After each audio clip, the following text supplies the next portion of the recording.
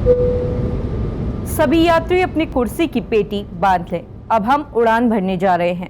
23 जून 1985 को जब मॉन्ट्रियल से नई दिल्ली के लिए उड़ान पर निकले एयर इंडिया की बोइंग 747 विमान कनिष्क में जब ये अनाउंसमेंट हुई, तब उसमें सवार 329 यात्रियों में से किसी ने भी ये नहीं सोचा होगा कि ये सफर उनकी जिंदगी का आखिरी सफर होने वाला है। 80 के दशक में कनिष्क विमान के साथ जो कुछ हुआ वो सोचना उस दौर में मुश्किल था। आतंकी हमले का शिकार हुए इस विमान में मौजूद क्रू मेंबर्स और यात्री मारे गए।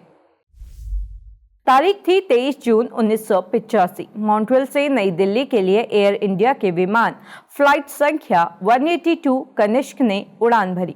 मॉन्ट्रियल हवाई अड्डे से उड़ान भरने के बाद ये विमान लंदन के हेथ्रो हवाई अड्डे पर पहुंचा। हेथ्रो हवाई अड्डे पर रुकने के बाद ये फ्लाइट दिल्ली के लिए रवाना हुई। लंदन से उड़ान भरने के तकरीबन 4 घंटे बाद विमान एयर ट्रैफिक कंट्रोल के रडार से गायब हो गया।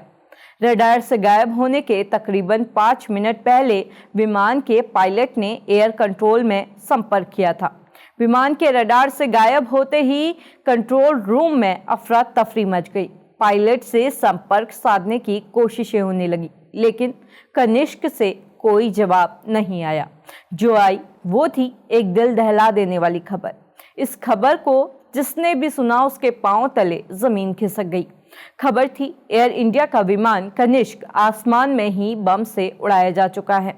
विमान के टुकड़े और 22 क्रू मेंबर्स समेत 329 में से सिर्फ 131 यात्रियों की लाशें अटलांटिक महासागर में कागज की तरह तैर रही थी। बाकी लाशों का कोई पता नहीं था। जिसने भी इस मंजर को देखा वो आज तक इस सदमे से उबर नहीं पाया है। इस हादसे में मरने वाले ज्यादातर लोग भारतीय मूल के कनाडाई नागरिक थे।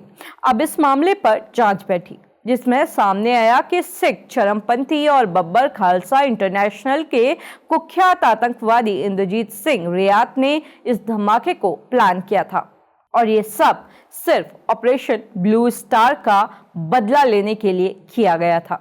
कनिष्क बम धमाके के बारे में आगे बात करें उससे पहले ऑपरेशन ब्लू स्टार को समझ लेते हैं। ऑपरेशन ब्लू स्टार साल 1984 में 3 से 8 जून तक चलाया गया एक ऑपरेशन था।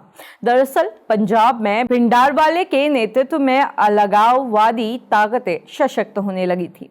इन्हें पाकिस्तान का भी खूब समर्थन मिल रहा था। इसलिए भारतीय सेना ने मंदिर साहिब परिसर को खालिस्तान समर्थक जनरल सिंह भिंडारवाले और उनके समर्थकों से मुक्त कराने के लिए पंजाब के अमृतसर में ऑपरेशन ब्लू स्टार चलाया। इस ऑपरेशन में बड़े पैमाने पर खालिस्तानी आतंकवादियों को मार गिराया गया। भारतीय सरकार की इस कार्रवाई के विरोध में कनिष्क विमान हादसे को अंजाम दिया गया। अब जान लेते हैं कि जांच में क्या सामने आया।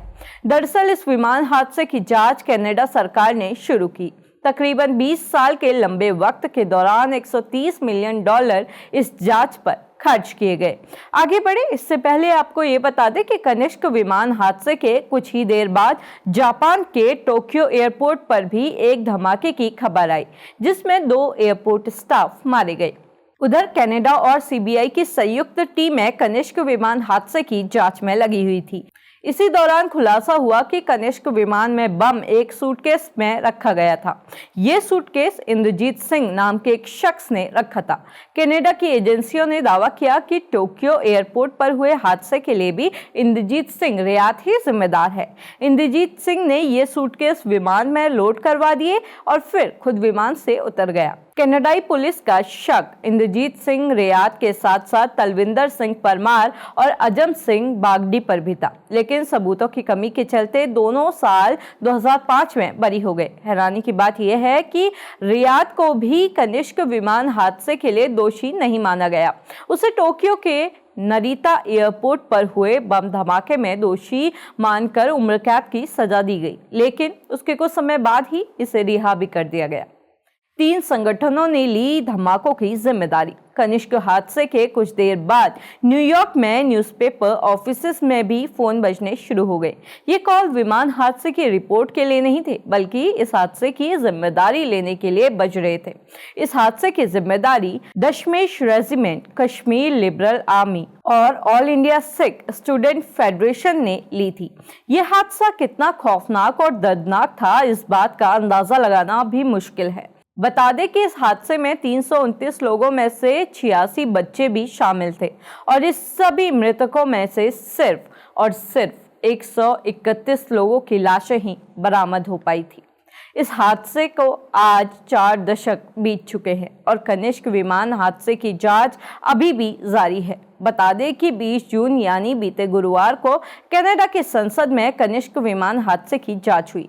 शुक्रवार को रॉयल कैनेडियन माउंटेन पुलिस के असिस्टेंट कमिश्नर डेविड ने कहा कि विमान में विस्फोट की ये घटना कनाडा को प्रभावित करने वाली सबसे बड़ी आतंकी वारदात थी। आप देख रहे थे खबर उत्तराखंड। अगर आप हमें फेसबुक पर देख रहे हैं तो हमारे पेज को फॉलो करना बिल्कुल ना भूलें। अगर आप हमें यूट्यूब पर देख रहे हैं तो हमारे चैनल को लाइक, शेयर और सब्सक्राइब जरूर करें।